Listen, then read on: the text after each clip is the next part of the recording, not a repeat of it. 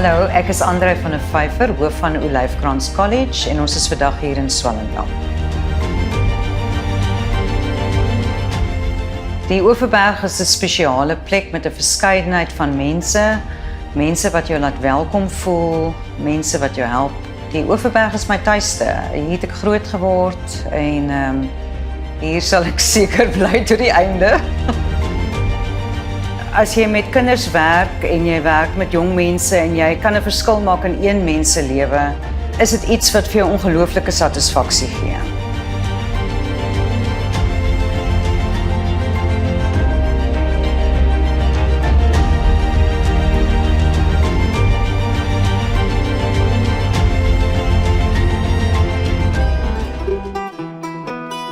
Kom kuier saam by die Oeverberg bewoners. Dinsdae-aande 9:30 op Kyknet.